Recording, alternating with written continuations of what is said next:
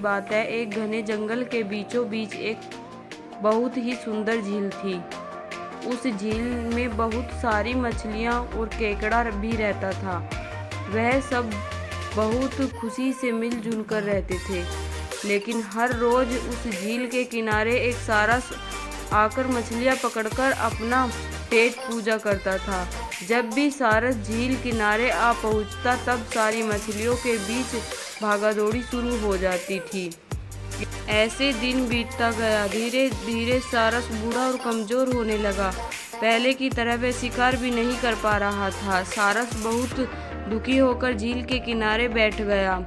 सारस का यह हाल देखकर झील की मछलियाँ बहुत खुश थी। सारी मछलियाँ सारस के सामने तैरने लगी। सारस ने उन्हें कुछ नहीं किया, सिर्फ बैठा देखता रहा। ऐसा कुछ और दिन बीत गए।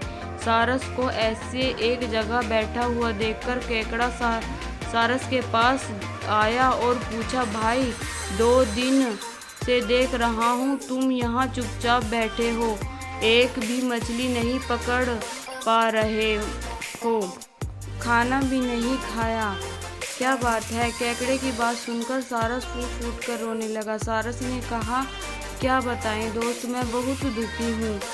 कुछ दिन पहले एक ज्योतिषी ने मुझे एक बात बताया कि बहुत ही जल्द यह झील सूखने वाला है। बिना पानी के तुम सब कैसे जी पाओगे? तुम सब मर जाओगे।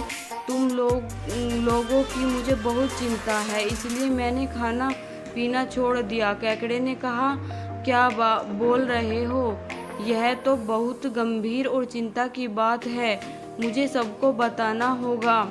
तभी सारस की बात केकड़े ने झील की सारी मछलियों को बता दी। मछलियाँ और केकड़ा मिलकर सारस के पास गए और बोले, क्या बोल रहे हो? झील सूख जाएगी, हम सब कैसे और कहाँ जिएंगे, क्या करेंगे?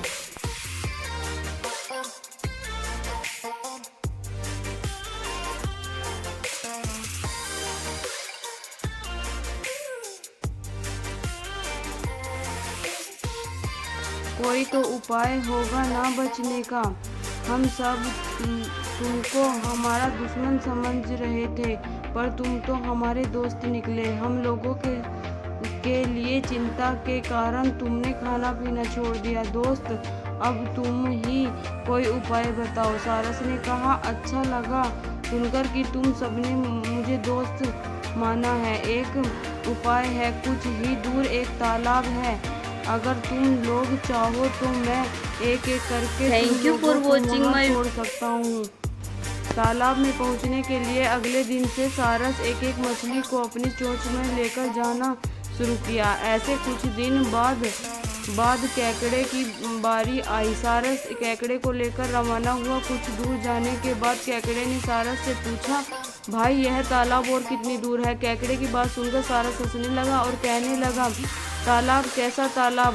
यहाँ कोई तालाब नहीं, मैं तो खाने के लिए तुम सबको यहाँ लेकर आ रहा हूँ। इतने दिनों से मछलियाँ खा कर बोर हो रहा हूँ, आज मज़ा आएगा तुम्हें खाकर। आसपास देखकर तुम्हारे सारे दोस्तों के हड्डियाँ, अब तुम्हारी बारी है। यह बोलकर सारस एक बड़े से पत्थर पर आकर बैठा। सारस की बात सुनकर केकड़ा बहुत गुस्से में आ गया और अपने आप को बचाने के लिए अपने हाथों से सारस का गला दबा दिया और कुछ देर बाद सारस मर गया। फिर केकड़ा अकेले झील वापस आ गया और बाकी मछलियों को सारस के चाल के बारे में बोला और कैसे उसने सारस को मार डाला। यह सारी बातें मछलियों को बताई और वे सारी मछलियाँ बहुत खुश हो गई और निश्चिंतित होकर रहने लगी। इसलिए इस कहानी से हमें शिक्षा मिलती है कि हमें